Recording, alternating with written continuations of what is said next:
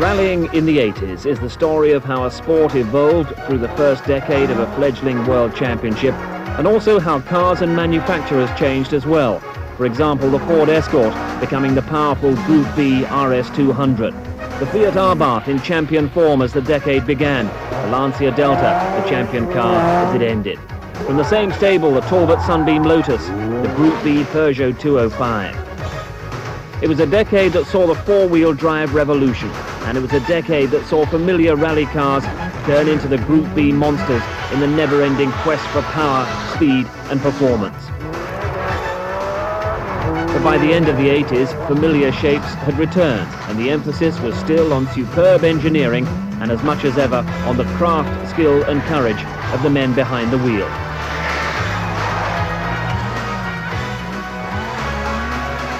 Rallying, and the World Championship in particular, is the supreme test of technology and driving talent, taking place as it does on such a wide range of surfaces and in so many different climates. From snow and ice to high-speed tarmac, gravel stages that shred the tyres, and Britain's forest tracks on the RAC Rally. This is where it was all played out, and few sports have changed as much as rallying did in the 80s.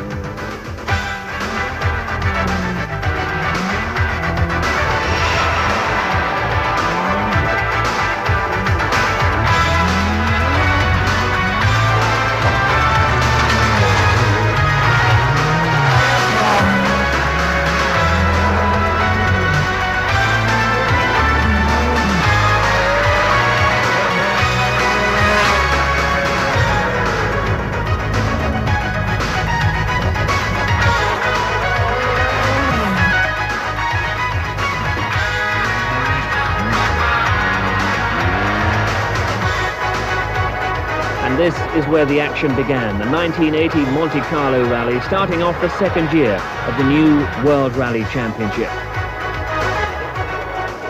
Fiat and team boss Daniel Ordetto were looking confident, even though the 131 Abarth appeared to be near the end of its competitive life. However, in Walter Röhrl, the former European champion, they had a driver of undoubted world class. In previous seasons with the car, he'd helped Fiat to 2 manufacturers' titles, and in a limited season in 1979, he'd done enough to earn himself 9th place in the World Championship, helped in no small degree by a 2nd place on the San Remo.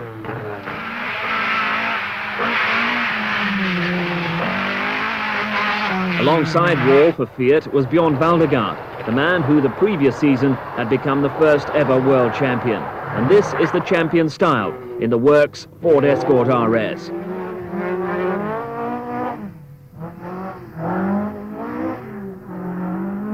But for 1980, Ford had retired from rallying to concentrate on developing a new car. The world champion didn't seem too downcast at the switch from Ford to Fiat.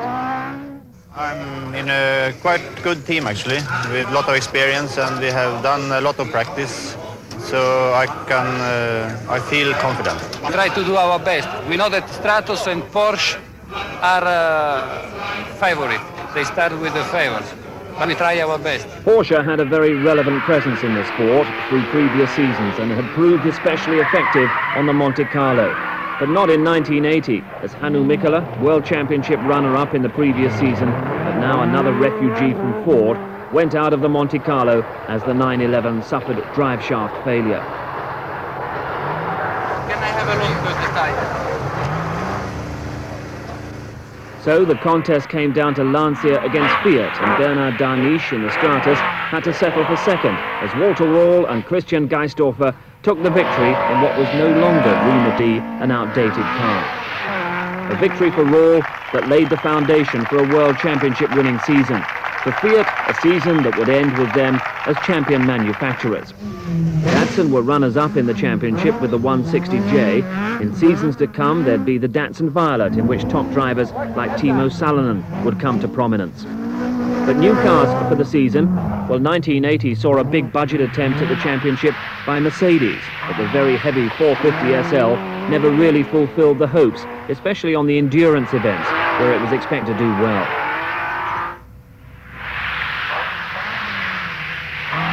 The car was also involved in this incident that suggested that spectator safety was going to be a big issue in the 80s. Fortunately, there were no serious injuries here.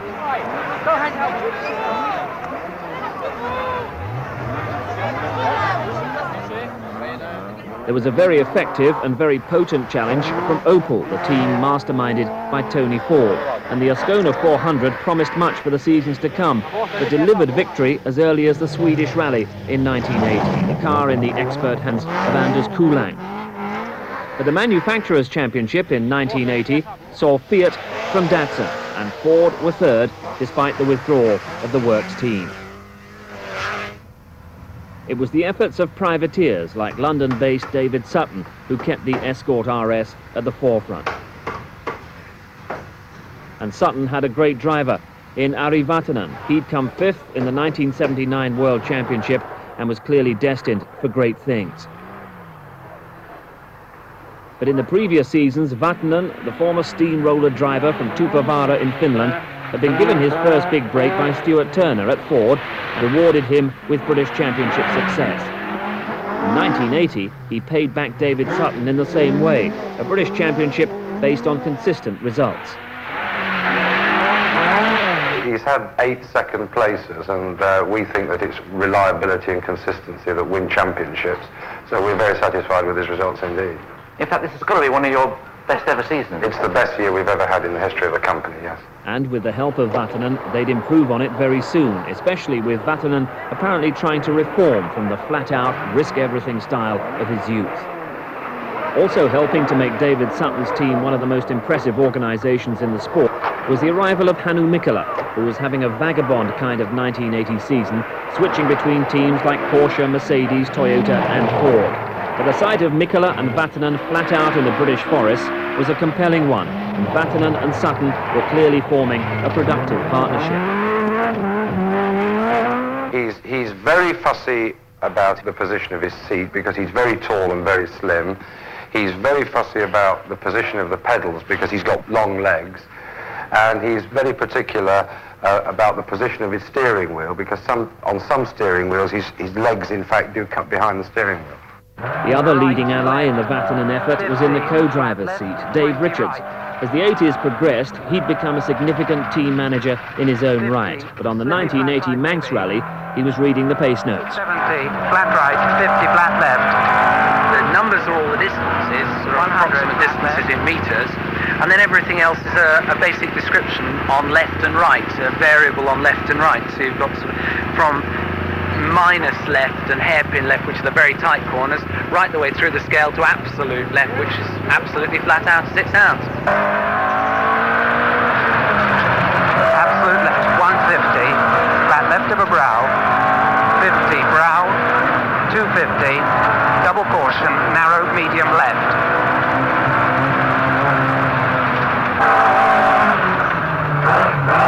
120, left, right.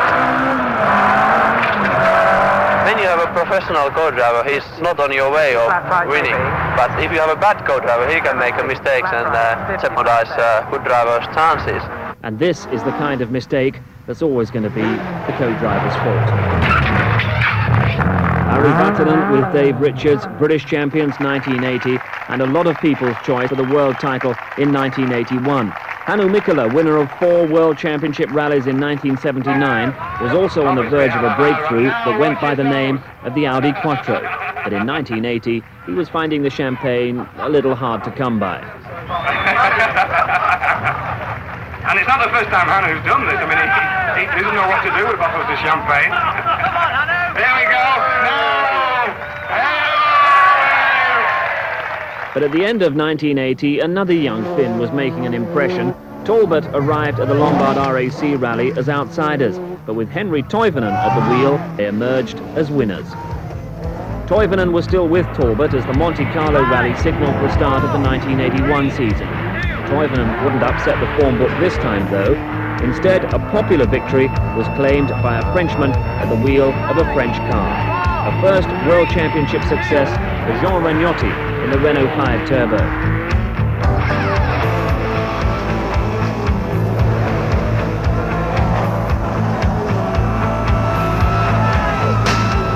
But perhaps the 1981 Monte Carlo will be best remembered for the arrival of the name Quattro. four-wheel drive revolution had begun, ushered in with 8 fastest times by Hannu Mikkola, after which he was quick to give a verdict. Every car is different to drive, and this one, I think it suits quite well my driving style, because I haven't been a driver who's driving very much sideways, and this car you are not allowed to drive so much sideways. It goes fastest when it's on a straight line. After that blistering start, Mikkola made a mistake and went off the road out of the rally, but the sport had been served notice that things were never going to be the same. If maximum traction was a factor, then the Quattro would be the car to beat, and that meant it was tailor-made for its second World Championship outing on the Swedish rally. And Hannu Mikkola delivered an overwhelming victory that signalled to the other teams that future rear-wheel drive plans would have to be revised. But maybe the revolution wasn't that total, because the car, a heavy and complex machine, was not suited to the tarmac quite so much, and there followed a string of indifferent, if not disastrous, results. In Portugal, Mikkola's car blew an engine after leading at half distance. In Corsica, both Mikkola and teammate Michel Mouton blew engines, and the 3 team cars were disqualified in Greece after technical infringements.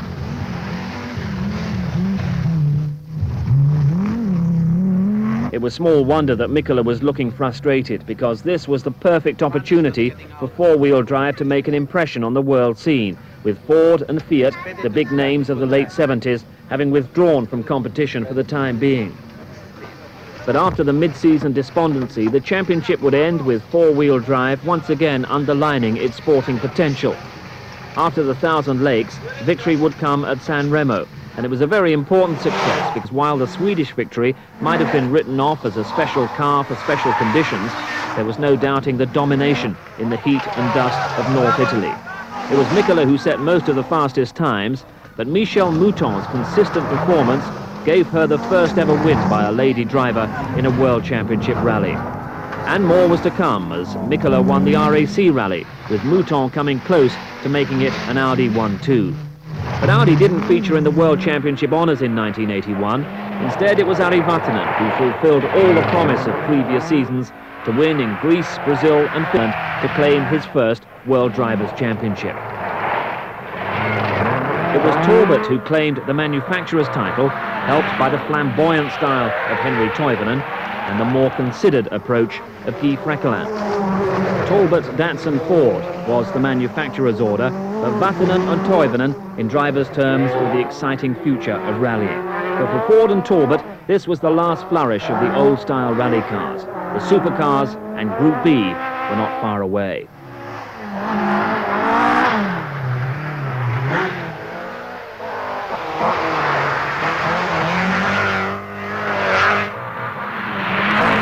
Sport was attracting worldwide exposure, and new horizons were opening up.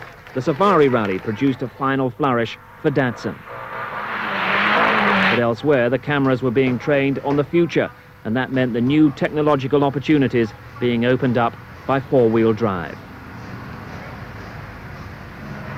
The breakthrough hadn't been easy for Audi, and there were early pressures and tensions within what had to be a very sophisticated team. Roland Gumpert was brought in to mastermind the operation, but a key personality was always going to be its star driver. Hannu Mikkola had signed his exclusive Audi contract in November 1980, and his input into the development of the car was crucial. First I complain, and then they think in the factory, using all the resources, how they can make the car better, and when they have made it, then they ask me to drive, and I tell them if I like it or not. That's the way how it works. When you are doing this decision, of course it's quite a big responsibility to feel that it's going the right direction. We are part of the development there, so we are getting all the help from factory what they can give, and this kind of factory can give really lot knowledge and lot of engineers and thinking. So it's we are getting a lot of benefit out of it. I think they are getting quite a lot of benefit out of it, because they can also test the new ideas on our car. The other great success of Audi's first year of World Championship competition was Michel Mouton, brought from relative obscurity to forge a happy partnership with Mikkola. to be with Hannu is fantastic for me because first he's a gentleman and second he drives fantastic and I learn very much with him. More in technical point of view and he's really discreet, he's calm. He's every time open, you know, you can go to him and to speak. It's really, I am very pleased to be with him. For a woman, the problem is, I think to reach the top, the problem is to fight against yourself. Because a woman is more sensitive. And this, at the top, you have to forget. So you have to fight. To say, no, not saying that you are too quick. You have to go more and more. And this is a man mentality. And sometimes I have the feeling that I get this man mentality. At the beginning of her driving with Quattro, I was trying to teach her what I knew about the car and how to drive it, so she was sitting with me and I was showing it. Suddenly I noticed that she can do it. La troisième et la seconde. Oui. La quatrième est parfaite là. La première, bon ça va. Mais la seconde, il faut trop forcer pour venir et la troisième, elle rentre pas bien. For 1982, the partnership was joined by Stig Blomqvist, who campaigned at Quattro in the Swedish National Championship. And he promptly won the Swedish Rally, but only after Mouton and Mikkola had collided in a snowbank when an Audi 123 looked likely. Consolation for Michel Mouton came with victory in Portugal, fending off the challenge of Walter Röhrl, who was leading the Drivers' Championship after his victory on the Monte Carlo. And on the Acropolis Rally, it was Mouton beating the Opel of Röhrl once again. Yet another celebration for the French driver with co-driver Fabrizio Pons, and more was to follow for Audi, with Mikkola winning the Thousand Lakes. Following that came success for Stig Blomqvist on the San Remo, Stig responding in spirited fashion after having to obey team orders and follow Mikkola home in Finland. It was all helping to close the gap on Opel in the Manufacturers' Championship. And for Opel, falling off the start ramp in Sweden was not a great way for Walter Röhrl to follow up his Monte Carlo victory. Röhrl was driving the Swedish rally for the first time, and in following Blomqvist and Vatanen home in third place, he'd given team boss Tony Fall an insight into the enigmatic style of the former world champion. Walter was using a great deal of understeer. From my days, I remember that if you were in that attitude, if the corner tightened, it put you in a very difficult spot to actually get the car around it. It's the first time I've had a chance to watch Walter's style, and although it's very fast, it must be very brave to be able to do that all the way. Creates some exceptionally good times, and the car stays very stable. He must have intensively quick reactions to be able to switch the car from an understeering situation into an oversteering situation in the middle of a corner. Röhrl's consistency throughout the season took him to his second world title. By the time he'd clinched things on the Ivory Coast, he'd signed a 1983 contract with Lancia, and so was a last-minute absentee from the RAC. Where's Walter? I should think he's on his way back to Germany now. And what's the reason for that? I don't think he really had his heart in this event, and we felt it better that it would be somebody that was a bit more hungry, could give us a better result.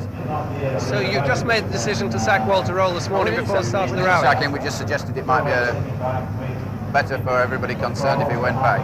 I just get 1 hour before the information from my chief that I'm free, I can go home, and I think what's maybe also sure, if you are already a world champion, you are not motivated like you fight for a world champion, and my team is afraid that maybe I am not enough motivated and it's better to send me home, and of course I respect it and I'm very happy about this one. It had been a frustrating year for Hannu Mikkola, but a dominant win on the RAC was consolation, and at the last round Audi were able to take manufacturer's title from Opel, but once again the story was moving on, and it moved on in the shape of Group B, the new category that allowed manufacturers to design purpose-built rally cars with only 200 road-legal versions needing to be produced. The Lancia Rally was one of the first genuine examples, and in 1983 it would be driven by Walter Röhrl.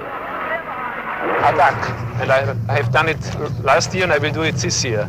And after this race I will see how it's working, but for the first one anyway you have to go flat out. Alongside the world champion, Marco Allen, who had driven the car first in World Championship action in Corsica in 1982, and he'd taken it to 4th place in that year's RAC rally.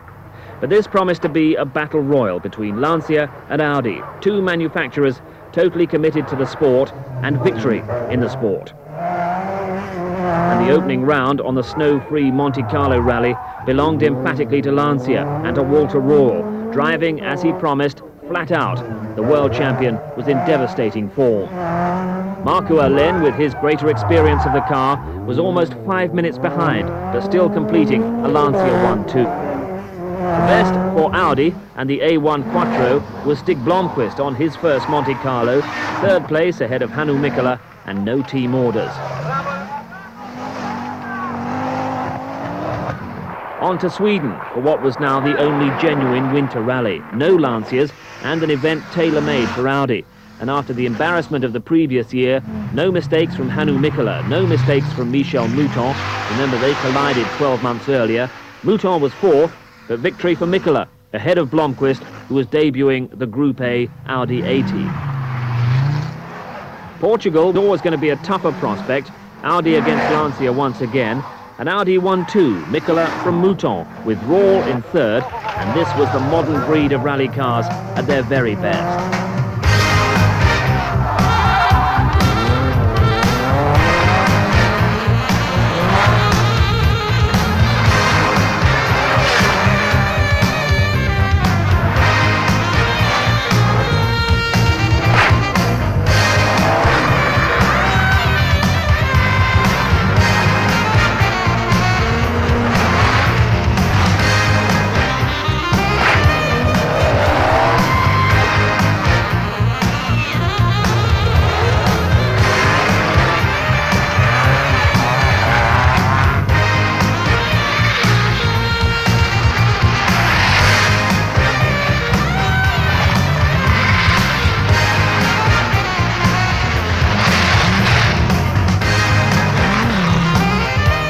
By the time the championship reached the sunny shores of Corsica, things were looking good for Mikkola and Audi. Mikkola's second place on the Safari behind Vatanen gave him a 28-point lead in the championship. Mouton second, Vatanen third.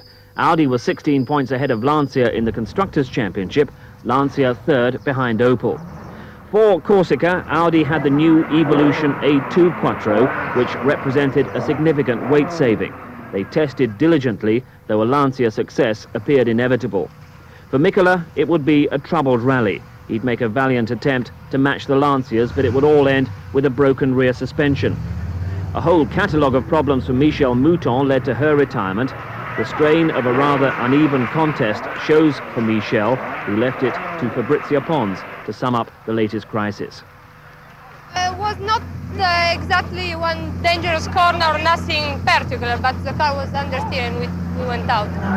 Corsica was Lancia's finest hour. A year after its World Championship debut, the Lancia rally took the first 4 places, Alén winning from Röhrl. In Greece, it was Röhrl from Alén. Röhrl led the World Championship. In Finland, Mikkola has hit problems. The engine took fire and it has been problems since, and now we are changing this, what they call gallery. Let's hope they have time to change. Mikkola wearing the weary expression of a man who's already battled back to lead from 143rd position after an earlier transmission failure. But this is another setback, and from out on the stage, news of another fire for Michel Mouton. Can you still drive, Michel? Yes. Drive it into lake or somewhere, it will, you know, you can't do anything else. If I start and if it's turning again, I cannot stop the fire. Aha, you are stopped and the fire is stopped. Yes, sure, it was burning like hell. 3 kilometers after the start. Uh-huh. Mikkola offers advice, but really he's in enough trouble himself, and it's about to get considerably worse when they try to start his car. He was joking and said, try to go to the lake, you know, but, you know. First, I didn't know where was the lake, and secondly, I think I'd prefer to stop the car than to swim. What is this? Kind. Okay. But why it's like this? Mikkola sees that the fuel pressure is dropping and time is running out. It's going down. You know. But nu är det shitbed. Igen. Det är ingenting att... Switchen är on där. Ja, de är on. No, out! Out. What is it now? Stand. How long time? 5 minutes. We are not out of time yet, but it's a long way to go. I don't know how you can smile. I don't know if I cry or smile. Mikkola rode the problems, was fastest on 29 of the rally's 50 stages to produce one of his most famous victories and reclaim the World Championship lead. For Mikkola on the San Remo, there came another engine fire, and this one was rather more terminal. Oh, we just tried to put it out, but it was too late, so whole car went. And Audi also got burned by Lancia, who claimed 4 of the first 5 places to give Lancia the constructors' title. The drivers' title still lay between Alain and Rall for Lancia and Mikkola for Audi. Our target is to win the championship, not to fight the 2 drivers of our team together. Eh? Okay, so they will go, I think, in the position they have now. That was how Lancia boss Cesare Fiorio announced that his men wouldn't be going to the RAC to contest the driver's title. Enough lira had been spent chasing the Audis already. They may well have caught one on the opening stage. Arne Hertz giving valuable support to the suspension of Mikkola. Mikkola followed Blomqvist home and was world champion. But then Walter Rall made the decision to switch from Lancia to Audi, an intriguing combination for the 1984 season. Until last year, in my opinion, I was thinking maybe it's possible to win with a 2-wheel driven car. But in last year, I saw and I learned that it's no way to win without 4-wheel drive. If we remember my winnings in Acropolis in New Zealand, it was just luck. It was no way normally to beat the Audis, and they have been unlucky. That was the reason, and we should not forget it.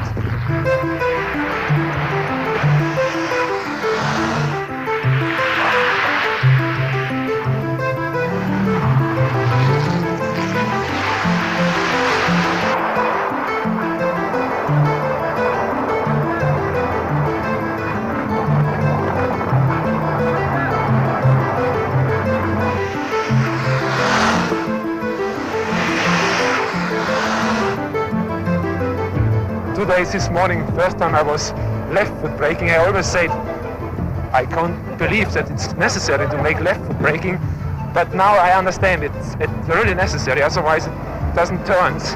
And of course, if you are only 15 years have used the left foot for the clutch, you have not so really sensitive feeling for braking. And that's the reason which I have to learn.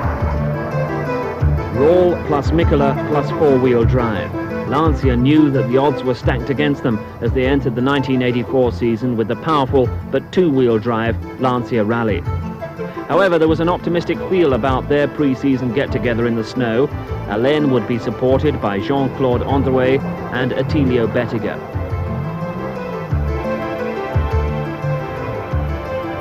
And as the trio put on their own Audi-style ice show, Alain pointed out the advances that had been made in the close season. Last year I have in 2-liter engine, now I have 2.1, and I have in 20-25 horsepower more, big compressor, and also I have in differential more longer. I have an average now 185 kilometers per hour, and last year I have only 164. And also I have in 20 kilo less in car, and much good power. You know, I have a good torque, and also up I have a good engine, and I am very happy with my engine.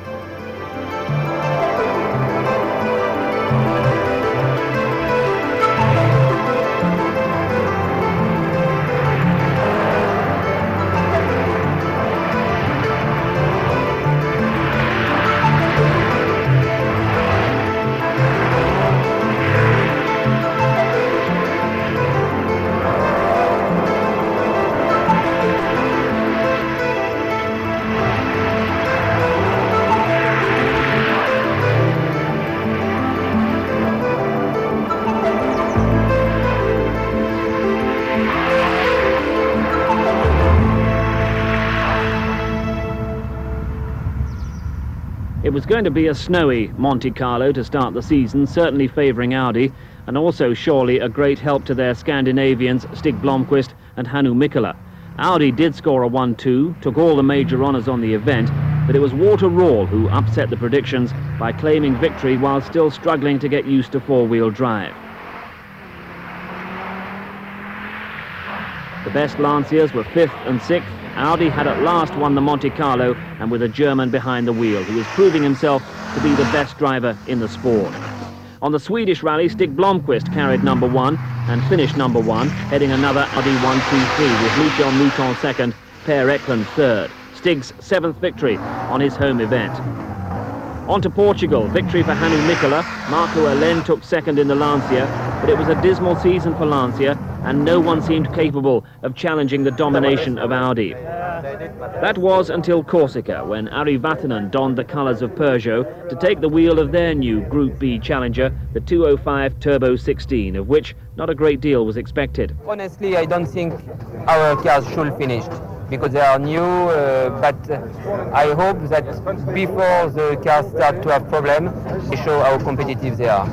I must admire our team for getting everything ready. They have worked under extreme pressure the last few months. They have worked literally day and night to get cars ready and to get cars homologated, and I'm very happy to be here. We are here to get more experience, and regardless of our result on this one, we just try to do our best. And Ari's best was quite sensational. The previous season it seemed that the immensely talented Vatanen had gone off the boil, but the four-wheel drive supercar seemed to spark new life into the Finn. After 8 stages, Vatanen was ahead. At one point his teammate Jean-Pierre Nicolas was second. It mattered not that eventually Vatanen would crash 80 feet down a bank in a violent accident. A new chapter of Group B rallying was being written. 350 horsepower, the Peugeot 205 Turbo 16 would be a World Championship winner before long. Making a less spectacular debut in Corsica, Audi's latest progression, the 20-valve shortened Quattro Sport, but even in the hands of Walter Röhrl, it was cumbersome, off the pace, and retired on stage 8. Despite Peugeot capturing the headlines, it was Lancia's rally. Mickey Biasion marked himself down as a driver to watch by taking second place behind his teammate Marco Alen. But it was to be the Italians' only success of the season. Stig Blomqvist added wins in Greece, New Zealand, Argentina and the Ivory Coast to his victory in Sweden, and he was crowned world champion with the highest total of wins in one season. Audi took the manufacturer's title, but Peugeot dominated the latter part of the season, Vatanen winning the Thousand Lakes, the San Remo and the RAC in a style that suggested the golden years were over for Audi. Waiting in the wings also for 85 was Lancia's new four-wheel drive challenger, but at the end of 84, Peugeot were the class of the field. Another Group B car making an impression during 1984, the Toyota Celica Turbo, and emergent Juha Kankkunen took it to 5th place on the Thousand Lakes. Per Eklund got a top 3 place on the RAC, but the highlight for Toyota was the victory for Bjorn Valdegaard in their first attempt on the Safari Rally. Valdegaard fought off the challenge of Lancia and Audi to win the fastest ever East African event with the Opel Manta of Rauno Aaltonen second. An Opel who had moved from the Ascona to the Group B MAD 400 was strong on presentation but short on results, at least as far as the World Championship was concerned. But its development was in safe hands, campaigned as it had been by Henri Toivonen and Ari Vatanen through 1983, albeit with only modest success.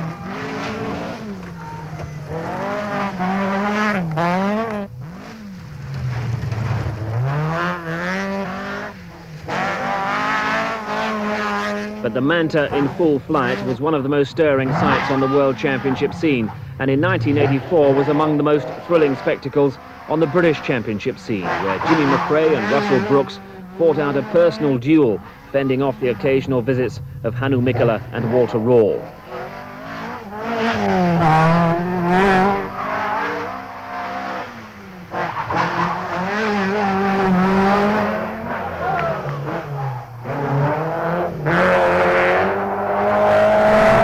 This is Russell Brooks, fully committed on the Manx Rally, but the RAC was the highlight for him and for Opel. Brooks took 5th on the World Championship round, Jimmy McRae 7th, and Bertie Fischer 9th.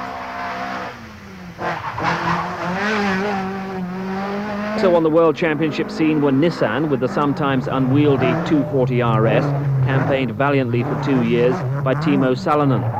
In 1984, Salonen produced a string of top 10 finishes, including 7th on the Safari, 6th in Greece and 4th in New Zealand. The year finished with Salonen taking 6th place on the RAC to finish 9th equal in the World Championship. But for 85, Salonen would be off to Peugeot, where his undoubted talents would receive real reward.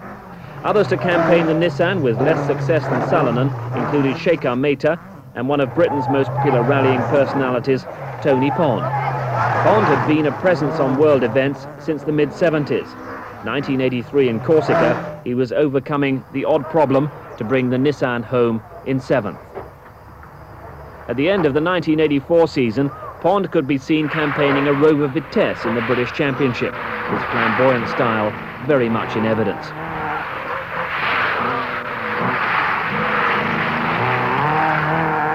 It was the start of what looked like a very productive relationship with Austin Rover, with Pond set to campaign the manufacturer's new Group B car in the seasons to come. Before all that, though, Pond had to overcome this moment of embarrassment on the opening stage of the 1984 RAC.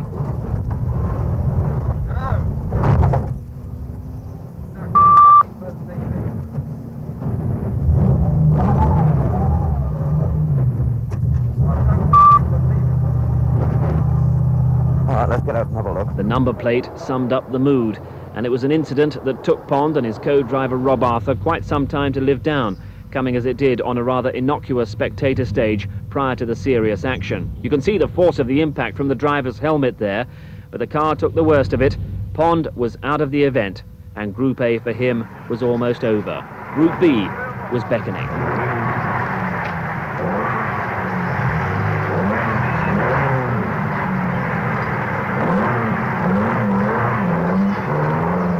Group B for Pond came in the form of the MG Metro 6R4, ARG's new Group B car that Pond had been testing and running in some of the national rallies in 1984.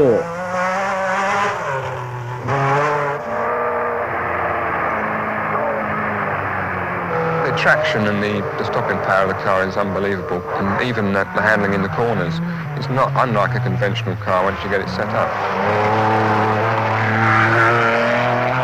Everybody's got the traction, and everybody's got relatively good brakes with four-wheel drive, but I think we're better in the braking department, and we're certainly much better in the handling department. It all represented a major effort by Austin Rover, and with Ford also developing the RS200, Britain were apparently going to be well represented in the new age of World Championship rallying.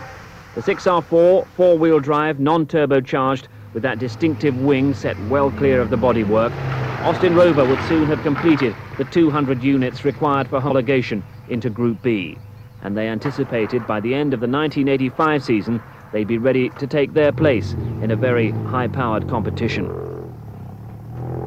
Also waiting in the wings, four-wheel drive for Lancia, the new Delta S4 to replace the aging, outclassed Lancia Rally. The last few weeks of the 1985 season promised much.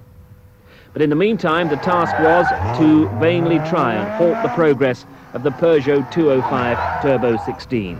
As it turned out, an understrength Lancia could barely get Mickey Biasion into the top 10, although Walter Röhrl took third in the Audi Sport Quattro ahead of Salonen, but behind the all-conquering Vatanen. There was a more worrying factor. The crowds were bigger and more unruly than ever, lured by the dramatic performance of this new breed of car. Vatanen was having to try exceptionally hard after incurring an 8-minute penalty for checking into a time control early. He went off into the packed crowd here. No serious injuries, and Vatanen continued his spectacular fight back to victory, but there were increasing concerns for the safety of spectators and crews. Vatanen won in Sweden and then retired in Portugal, where Salonen claimed his first victory. But here in Corsica, Lancia was certainly under pressure to produce something. They were still rated as the fastest on asphalt. But this would be a last sad view of Attilio Bettiger. On one of the opening stages, he went off on a fast right-hander and was killed instantly. Bettiger had been seriously injured in a crash on Corsica in 1982. But now the 32-year-old, one of the true gentlemen of the sport, was dead. Great tragedy and a great driver. He was less of the superstar type, which I liked actually, than some of the drivers. Very genuine chap and a very popular driver. The debate began whether the accident was the fault of the almost Formula One level of power that the cars had, or whether it was just a rallying accident. Most felt the latter, but not many were confident about the safety of the sport. Through it all, Ari Vatanen appeared to be the Group B driver supreme, although after further wins on the Acropolis and New Zealand, Timo Salonen had taken over the leadership in the Drivers' Championship. But Ari's fight back here on the Monte Carlo remained the season's highlight so far. All the despondency felt after co-driver Terry Harriman's mistake dispelled with a quite exhilarating display of flat-out driving. All the more horrifying then when Ari himself was a victim of a violent accident in Argentina, the car cartwheeling at around 120 miles an hour. Terry Harriman was able to lift himself from the wreckage, but Vatanen was gravely injured with a crushed chest, broken leg and fractured vertebrae. His chances of survival looked remote. If it wasn't for a helicopter, which arrived very soon and took me to the nearest hospital, I mean, because my internal bleeding was so severe, that could have been the end, or would have been. And then afterwards, in Finland, when I was operated in Finland, there were critical moments. It was a miracle that I survived, but I'm twice as happy to be here now. For the next year, it wasn't only a physical but a psychological battle that Vatanen had to win to reclaim his rightful position at the top of the sport. But there was no doubting that the presence of Peugeot's team helicopter, which had been following the car on the stage, as it always does, was a key factor in his survival. In the mid-80s, it wasn't only the cars, but everything that surrounded them that turned the World Rally Championship into a great technological exercise. The ability to service and maintain cars swiftly in comparatively remote regions turned the leading teams into armies on the march. This is the kind of backup in terms of spares and support vehicles that kept the Audi World Championship effort on course.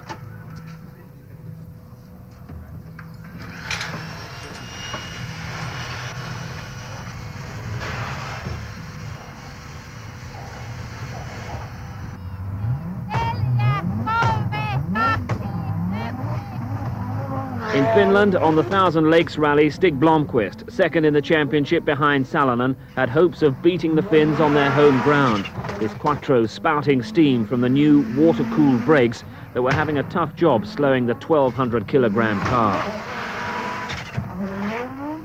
Blomqvist was never able to get within striking distance of the eventual winner, the new world champion Timo Salonen, but he looked impressive nevertheless.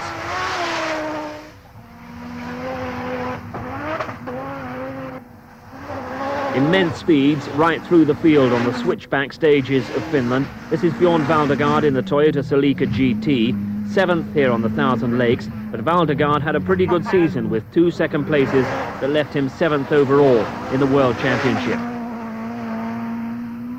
The new world champion Timo Salonen on his debut season for Peugeot. He won in Portugal, and then a run of 4 straight victories in mid-season gave him the title by a comfortable margin. Jari Toivonen had missed most of the season with a neck injury after a heavy accident here in Finland. He's heading for another one.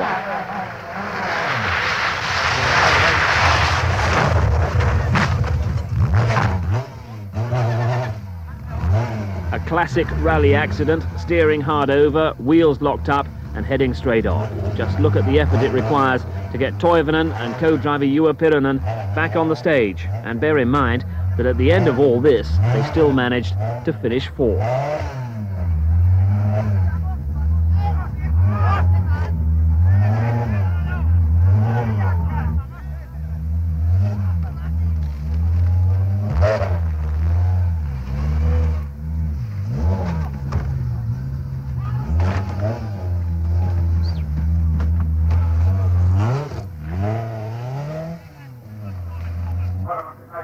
The world champion followed this victory up with 2nd place behind Waterall in San Remo, and Peugeot then prepared themselves for the new crop of Group B cars on the Lombard RAC. And these included MG Metro 6R4s, one car for Tony Pond, the other for Malcolm Wilson.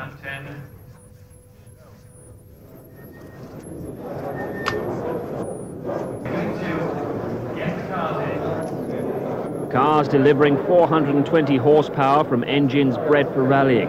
And the event would attract national interest as never before, as Pond took his car into 3rd place, mixing it for Britain with the best opposition in the world.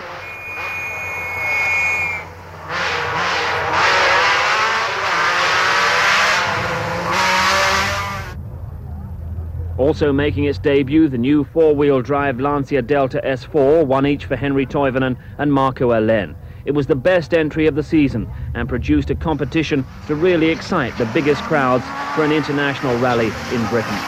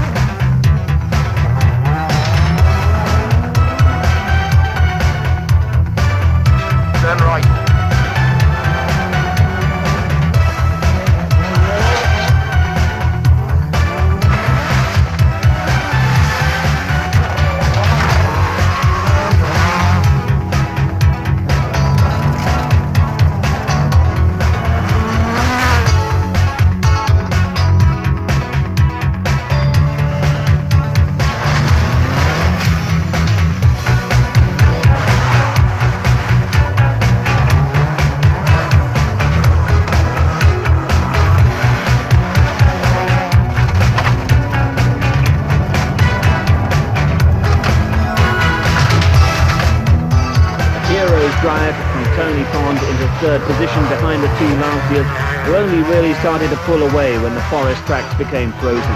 The three Peugeots all went out. Toivonen never stopped attacking, never stopped taking risks. The second victory on the event for the Finn, who now seemed to have the sport at his feet. And no one was surprised when Toivonen started off the 1986 season with a victory on the Monte Carlo that matched the success of his father 20 years earlier. The manner of it was a little surprising, with Toivonen having a collision with a spectator's car when leaving a stage, and considerable effort was required by the Lancia mechanics to keep Toivonen's hopes alive. Peugeot and Austin Rover left Monaco rather demoralised.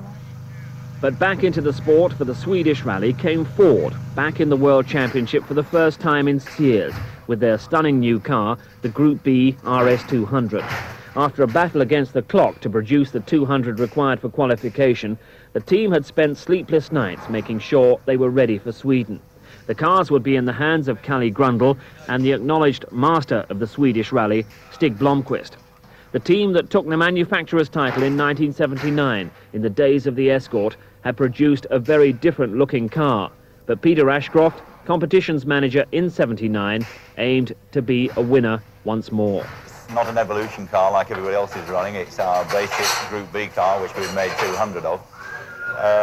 We're fairly confident. We've done quite a lot of testing, and as you know, we got the homologation finally sorted on the 30th of January, and that has meant a lot of work for the Borum mechanics in getting the vans ready, the service vehicles ready, and getting the cars ready. We got the cars over here on Sunday. We've done a little bit of testing just to make sure they were all right, and we've been setting up gearboxes and spares and things like that. A British team, but no British driver. So why the decision to go with Grundle and Blomqvist?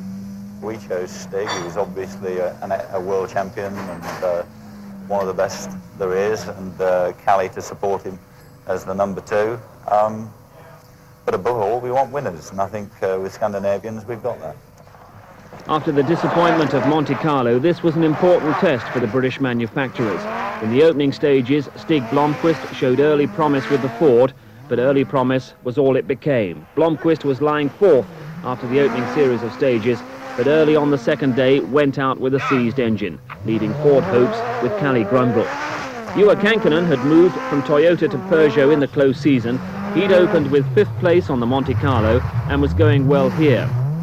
Not quite as well as the early leader Salonen, who was no doubt stung by accusations that he hadn't been trying on the opening round. Austin Rover fielded Per Eklund with Malcolm Wilson, not an event they were overly optimistic about, and sure enough, it was to end in disappointment. Eklund went out after the first stage with engine problems, and now after 13 stages, it's Wilson in trouble as well, problems that would appear to be pretty fundamental.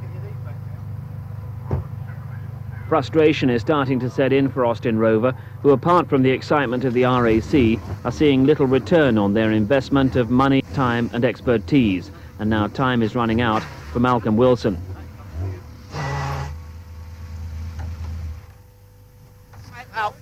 Come in, Malcolm.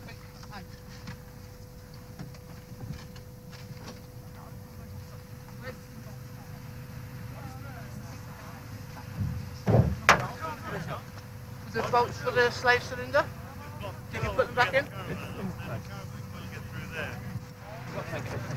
We're gonna have to go, lads. Yeah, right, yeah. Can you go without the tunnel cover on? Wilson's rally was over, but it will be a splendid result for Juha Kankkunen, his first World Championship victory in Europe and one that set him up for a serious challenge on the title. Although there would be stern opposition from Markku Alén, who came second, and indeed Henri Toivonen, who led at one point until turbo failure. And all was not total despondency for Ford, who saw Kalle Grundle drive steadily into third after the earlier failure of Per Eklund. But the winner in Sweden, Juha Kankkunen. Monte Carlo, we were a little bit unlucky with the tires and then everything didn't went well, but now everything seems to be working and Timo was incredible quick beginning, so I think in Portugal and when we get to gravel we have something to say also. Portugal was certainly an eagerly awaited event, but no one could have fully appreciated the story that would unfold.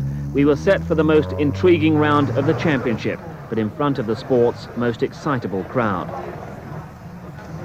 And the scenes at the first stage at Sintra confirmed the driver's worst fears. The Lancia of Markku Alén powers through a human tunnel of spectators. In similar fashion, Walter Röhrl, wanting to drive on the limit, but one mistake in the Audi would have certainly spelt disaster for the crowd a few feet away. Stig Blomqvist in the Ford RS200, and it was the similar car of Portuguese champion Joaquim Santos that was involved in the tragedy a few minutes later. Santos had come over the brow of a hill to find the road blocked by excited spectators. He had nowhere to go except to plough into the crowd. The eventual toll was 4 dead, 31 injured. The reaction was horror and anger. Ford boss Peter Ashcroft had no hesitation but to pull out of the rally, here breaking the news to Kalle Grundle. Withdraw, Carson. Yeah, we're pulling out. I think 2 people have been killed and a lot injured. And my instructions from head office have warned me that we will withdraw the team. I'm very sorry for you both because I don't like this rally. So bad feelings. I have bad feelings during the whole recce for this rally. you know, I'm really sorry for you and the rest of the boys, the team and Stig, because you've all worked so hard and it was going to be pretty good. But I understand completely. There's a mark of respect for people, and we've gone on record saying, you know, that we were concerned about crowd control. We said it in our press conferences, and I think we've got to pull out. Yeah, okay. Okay. I understand. What have you told your drivers? I said that we've got to withdraw from the event. They're going to next time control to hand in their cards. And I'm going to see the organisers now and withdraw the entry as far as we're concerned. You know, we've said for a long time we're concerned about crowd control. We said it in our press conferences. And I'm afraid it's happened. You know, there's been a terrible accident, and as a mark of respect for the people that have been killed and injured, then I think we've got to pull out. It was an RS200, it was a Ford Motor Company entry, and we're very, very sad about it. It was nothing, I don't think, Santos couldn't do anything about it. He went over a brow, the car was more or less airborne, it landed on the road, and there was just people blocking the road. Simple as that. And he reacted and turned the wheel, and the car went into a slide because it's very, very slippery out there. And he took about 20, 30 people off. Now, exactly what the injuries and condition of that is, I don't know until we get an official answer from the organisers. Sorry, it happened to happen to you. It had to happen to somebody. Sorry. Okay. No. That's right.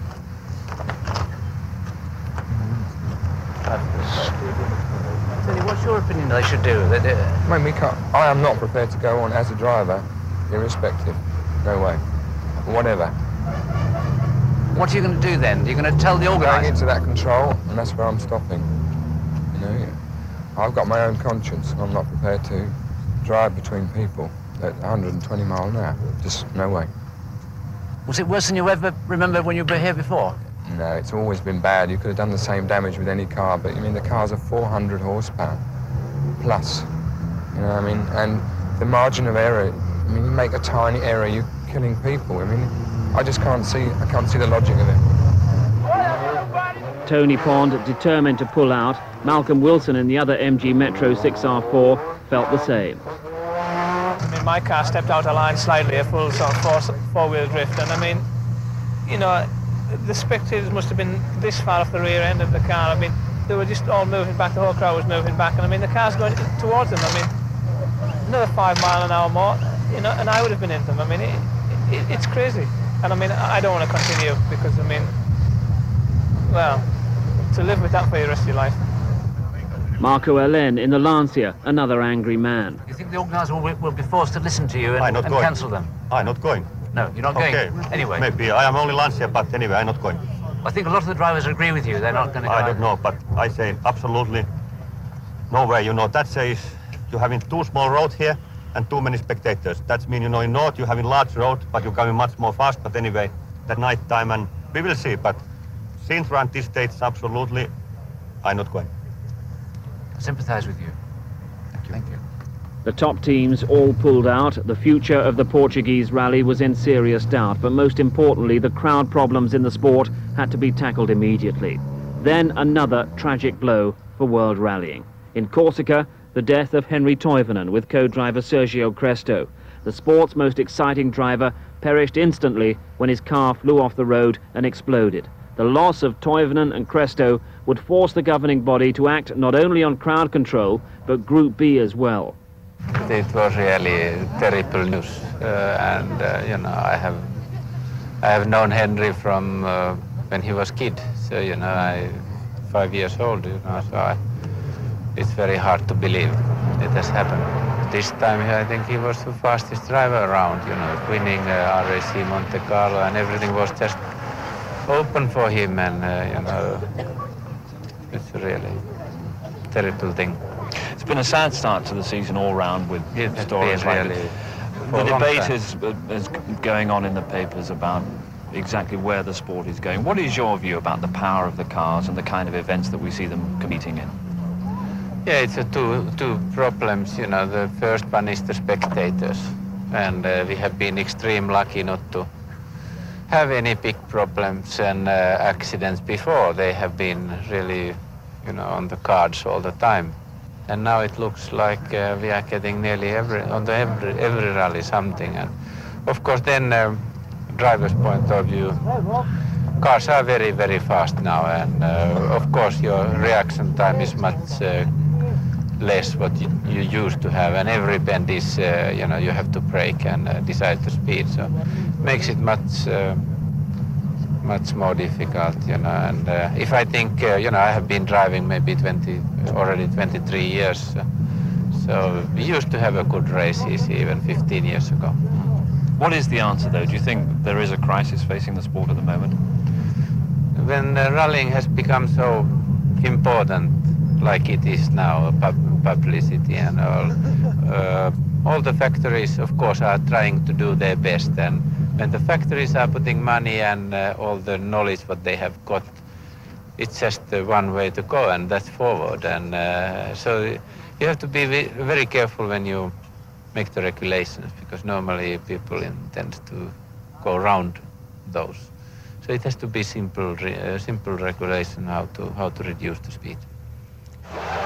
FISA acted with speed and authority, declaring that the 1987 championship would be for Group A cars. The Group B supercars were effectively banned after 1986, but Audi made their own decision and decided to withdraw from the sport immediately.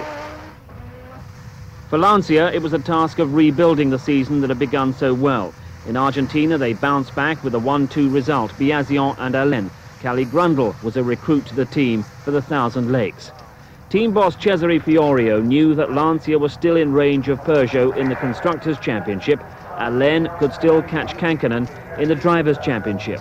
We had started this championship in a fantastic way by winning, well, before RAC last year, and then Monte Carlo, and doing very well in Sweden, in Safari and Portugal. But then, unfortunately, we had this bad accident in Corsica. And therefore, our championship now is all uphill. It's always difficult to get, and we are trying to win this one to obtain the possibility to continue up in Sanremo and RAE. There was still a Toivonen in the fray. Henry's brother Harry Toivonen joined the ranks of Austin Rover. Lancia against Peugeot against the 6R4. The last days of Group B were going to be quite a spectacle on the Thousand Lakes and San Remo.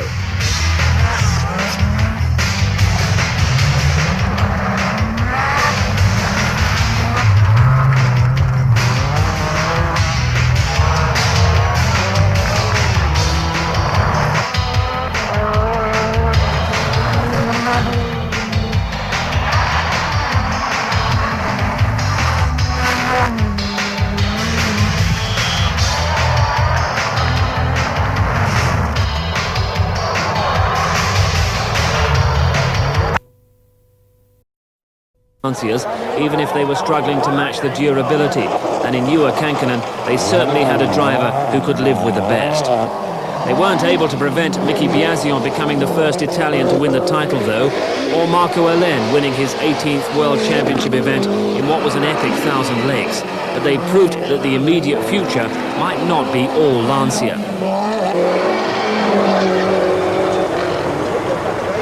This heightened sense of competition was also lifting the speed and spectacle of World Championship rallying, and it was once again heightening the danger as well.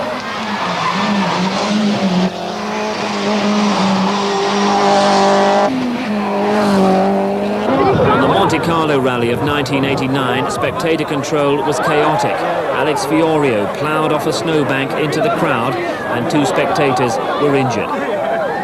It seemed that the sport was back to the bad old days of 2 years ago in this respect, and it was hard on a young driver who was struggling to get to grips with the automatic clutch on the Integrale.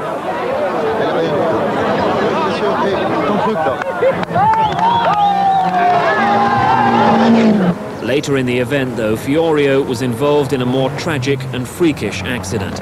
When his car left the road with a punctured left front tyre, just down the bank were Lars-Erik Torff and his former co-driver Bertil Rennfeldt, and both were killed, the kind of incident that will always be a hazard of the sport. Torff was a distinguished driver with a fine record on the African events, and his 3rd place on the Swedish rally the year before showed what he might have been capable of in years to come. The opening exchanges of the season, Biasion won the Monte Carlo and won also in Portugal, East Africa and Greece. Didier Auriol won in Corsica, and Lancia were in charge again, the challenge of Toyota having failed to materialise. After Greece, Biasion on left had a 30-point lead in the championship, and Toyota, despite Kankkunen and Carlos Sainz, were over 60 points adrift in the Constructors' Championship. The Acropolis rally had seemed suited to Toyota, with all their experience and success on the Safari, but the cars didn't appear strong enough, or when the opportunity arose, quick enough. All 4 entries retired. Mazda had started the season well with victory in Sweden, which was being run as the opening round. Ingvar Carlsson achieving a World Championship victory at the age of 41, but without any significant opposition from Lancia. Timo Salonen seemed to have the rally won, and he crashed into a snowbank. These had been lean years for the former champion, struggling to make an impression with Mazda after his good years with Peugeot. But the Thousand Lakes rally would provide a highlight, where Timo was joined in weighing up the problems of the Mazda by Hannu Mikkola. Problem is the engine size. You know, we haven't got the same power than them, but certainly handling is same class than their car. Also in Finland, Ari Vatanen with the Mitsubishi Galant. 4-wheel steering on the Galant. Vatanen perhaps exaggerating the heaviness of it when he gave the car its debut on the previous year's RAC. But on the Super Special of the 1989 Acropolis, Vatanen was joint fastest, so a 4-wheel steering car had at least led a World Championship rally. And there'd be another Galant for Michael Eriksson on the Thousand Lakes. I'm very hopeful for this rally. I have a good feeling for the new Mitsubishi, and well, I can't tell you so much more.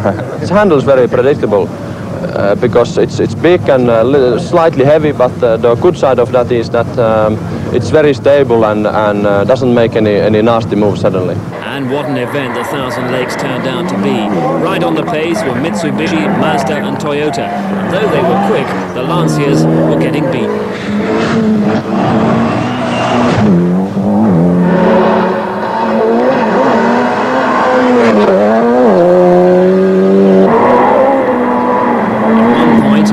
Battle, there was the unprecedented sight of Carlos Sainz leading the Thousand Lakes, a Spaniard winning in Finland. And as you can see, it all became a little too much for the man from Madrid. I missed the bend, too fast. And it was all too much for Lancia as well. Didier Auriol went out with accident damage, Marco Alén went out with a blown head gasket, and even the world champion Miki Biasion wasn't in the mood for things and never came to terms with the particular demands of the Finnish forests.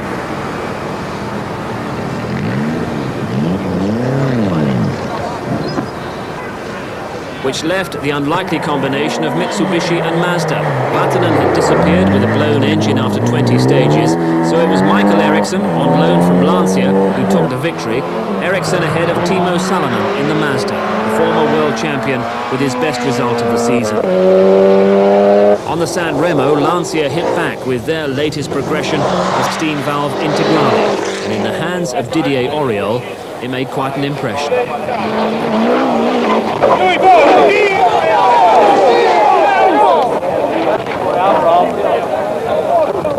Auriol and co-driver Bernard Ocelli surprisingly unscathed. But proof that the sport was once again up to Group B speed and performance, and this was a Group B kind of accident, thankfully without the sad consequences of previous years. Auriol had been leading the event at the time. Clearly there's been an advance in roll cage protection for the crew, and it was much needed. All it took was a deceptive bump to throw the car offline, and the driver loses all control. Auriol emerged from it a shaken but wiser man. Yeah, you arrive flat, you remove, and no, it's not a crash. But okay, it's mistake, yeah. But never I have think that I can do that here, because on practice it's alright, and it's alright. Up ahead in the rally, better things for Lancia, as a storming drive from Mickey Biasion makes his World Championship title safe.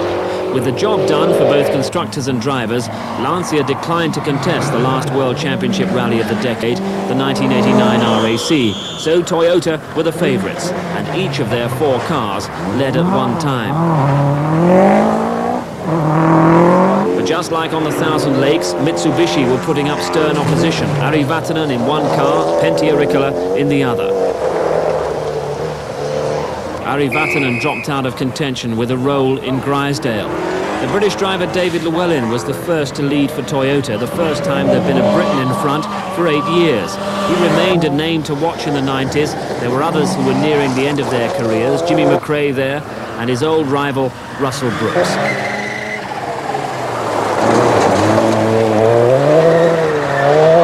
Wilson has always been among the fastest and most talented of the domestic drivers, and proved it on the RAC with a 10th place finish, the top British driver.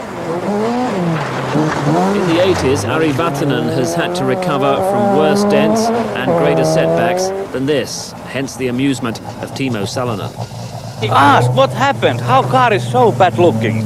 It's like your car normally, Timo. No, I never see so bad car. I just cut the corner, Timo. I should not cut the corners. I learned it from you. And there was a tree stump in the ground. I think so. Back to driving school, I think so.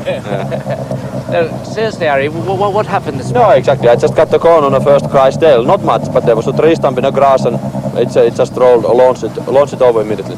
Front wheel was bent, but that's all. They're all aligned now. Vatanen bowing out of the 80s in style, but his teammate was going to have his greatest success with this final fling of the decade. Pentti Ricola, 44 years old, contested his first RAC 16 years earlier. Now living in Britain and almost an adopted British driver, he was going to provide the big crowds on the final day the closest they'd get to a British success. Carlos Sainz led into the final series of stages by barely 30 seconds. In theory, he could hold a Ricola off, but a broken prop shaft put paid to his dreams of success on the RAC. So a World Championship victory at last for the man who'd been trying for 17 years. A Ricola had begun with a Ford Escort in World Championship events. The supercars had come and gone. Group B had come and gone, and now he'd made it. And the venue for the first low-key celebration was a motorway service area just off the M1. And across the car park, Toyota and Carlos Sainz were trying to come to terms with yet another big disappointment. We were trying maximum, absolutely. Which is all you could ask. Carlos Sainz allowed himself a glance across the car park to the final winners of the decade. Ronan McNamee, Pentti Ricola and the Mitsubishi Galant, a car that lived up to expectations. Fantastic all day through, and it's just an incredible enjoyment when you drive a car which does what you want to do it, and it's unbelievable feeling. And Ronan McNamee. And that is World Championship rallying in the 80s. It was high speed, high tech, but always with room for the human touch.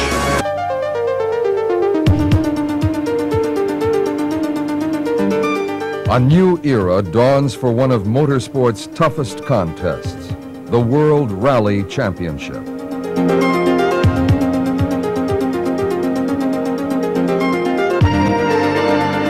The greatest crews in the world will battle out the title chase across 4 continents in a fierce competition which will take them from the sun-baked roads of Africa to the icy forest tracks of Sweden.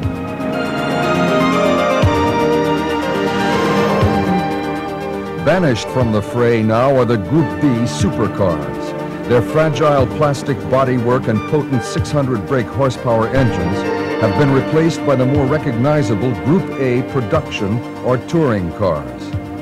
Metal bodywork will now protect the crews, and a maximum 300 brake horsepower is at their command in their quest for glory around the globe. In America, Argentina, Africa, and the slippery British forests.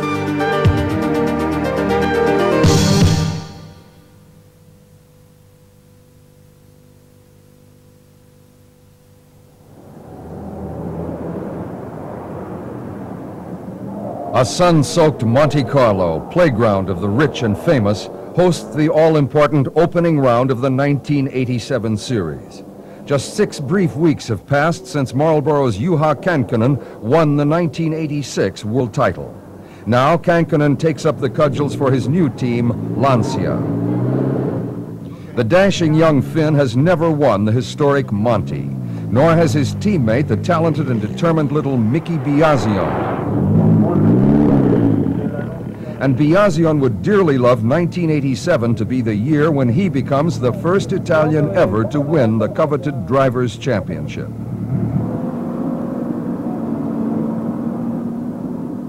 As the cars head into the snowy mountainsides, the two-wheel drive Golf GTI struggles for grip, while the ponderous Audi 200 Quattro of twice world champion Walter Röhrl is fighting hard in the wake of the leading Lancias. Ex-champion Stig Blomqvist gives chase in the four-wheel drive Ford Sierra. Marlboro's Timo Salonen has already retired, but the forgiving snows help the Mazda of teammate Ingvar Carlsson. The 1986 Group A champion Kenneth Eriksson is as spectacular as ever in the Golf, but all eyes are on Lancia, the team to beat in 1987. Newman Kankkunen listens intently to legendary team boss Cesare Fiorio, while the team's mechanics concentrate on the all-important tasks, skillfully hand-trimming the tire treads to cope with the treacherous terrain which lies ahead. And Marlboro's Mikael Eriksson warns his teammate of possible icy hazards. Kankkunen seems confident enough.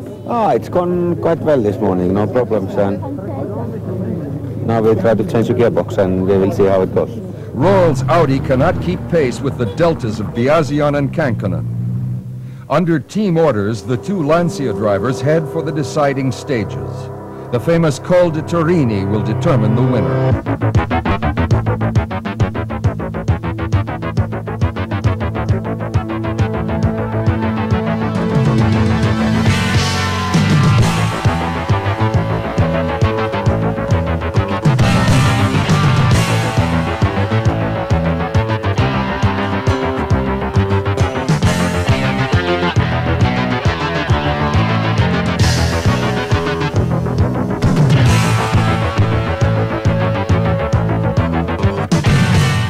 Biasion is smooth and swift, and reigning champion Kankkunen shows just how determined he is to hold on to his title.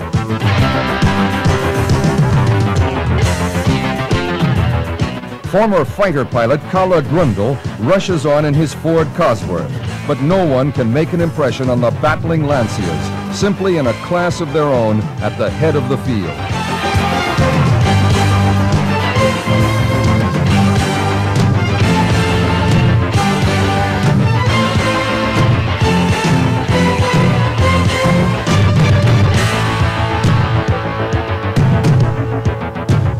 Finally, it is Biazian who takes the honors. His first ever Monte Carlo victory and his second World Championship win with co-driver Tiziano Siviero.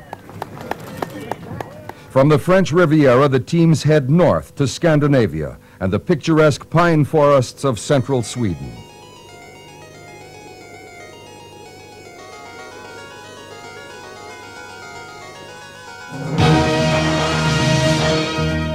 Here on the snow-clad surfaces, former world champion Stig Blomqvist displays the arrays of skill and artistry which have brought him victory in his home event, a record-breaking 7 times.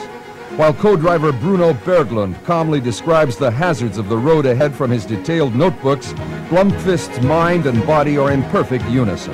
The Swedish ace anticipates every demand of his powerful Ford, delicately dancing his way through the gears as his car skims over the tree-lined tracks, performing a veritable ballet on ice.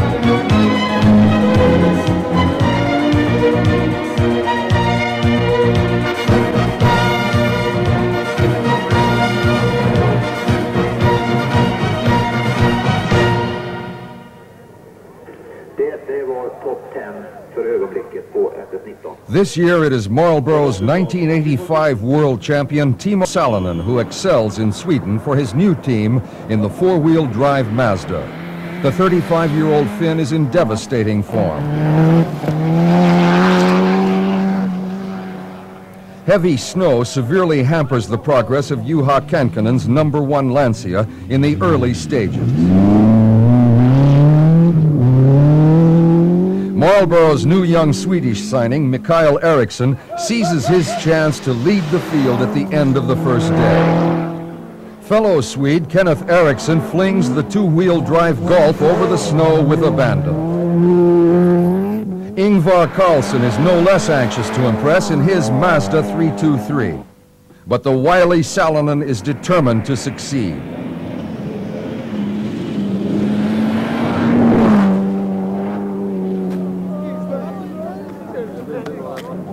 Young Mikael's dreams of victory evaporate after a time-consuming spin. Markku Alén has not had a happy rally, off the pace in Lancia #4. Sweden's Lars-Erik Torp, on sabbatical from Toyota, seems out of touch in his private Audi.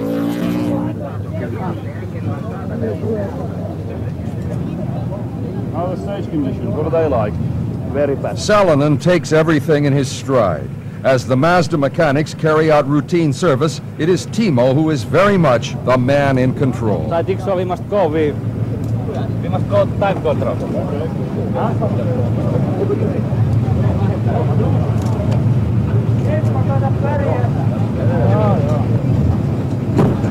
For Markku Alén, it is a different story. This has simply not been a good rally for the Big Finn. Despite engine problems, Känkkönen is now third, points which could prove crucial at the end of the year, as he well knows. Cocooned in the cockpits of their thoroughbred machines, the world's top drivers at work display their breathtaking response to the demands of Sweden's snowy challenge.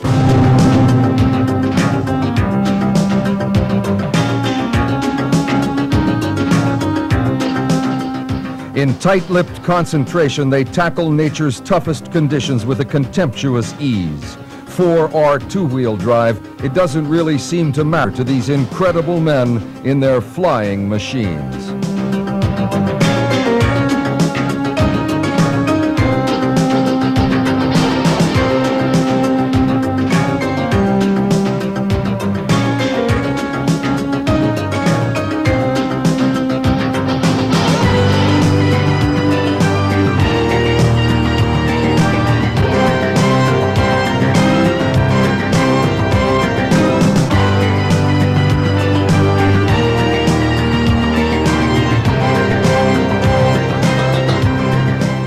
Salonen and Seppo Harjanne take victory in Sweden, the first ever World Championship win for Mazda Rally Team Europe.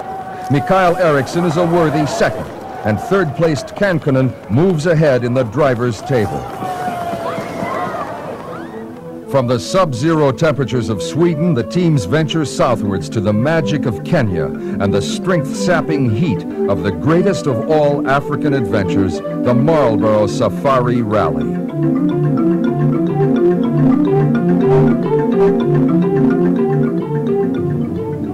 Kings of Africa, Toyota Team Europe, defend their title with the pristine new Supra, and three-time Safari winner Bjorn Valdegaard heads the attack.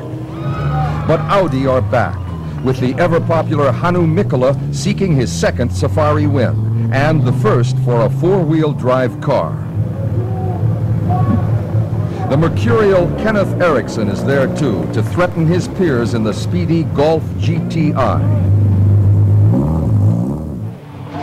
Valdegaard's three Safari triumphs cover a decade, with victories in 1977, 1984, and 1986. While Mikkola's first win came way back in 1972 for Ford. Ford are back in Kenya in 1987, but the luckless Stig Blomqvist never really challenges the front runners, despite all his efforts. Sweden's Kenneth Eriksson underlines his potential in the Golf. But the real battle for the lead between old rivals Valdegaard and Mikkola rages through the splendors of the Kenyan countryside.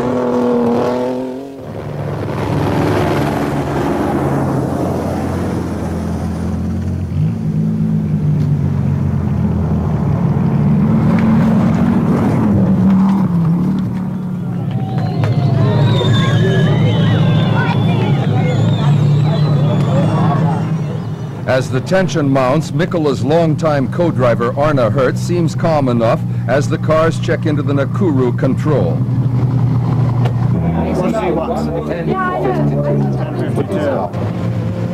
Peter Diekman knows that he and Eriksson still pose a threat to the front runners. Mikkola is philosophical.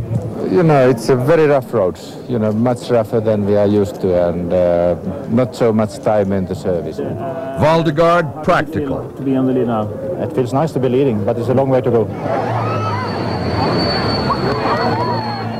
And veteran Rauno Aaltonen will never give up that elusive chase for Safari success, which has spanned more than 2 decades, as he pushes on in the Opel Kadett GSI.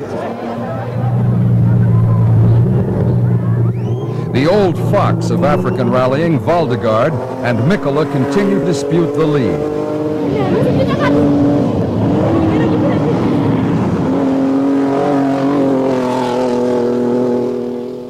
Aaltonen can only hope. Mikkola was the first European-based driver ever to win the Safari in 1972. For him, the stakes are high. Valdegaard is chasing his 4th Safari win. Eriksson believes he can win, but he is chasing 2 former world champions. Storm clouds are gathering. The torrential rainstorms of Kenya can upset the best laid plans. 4-wheel drive is certainly an advantage for the Audis.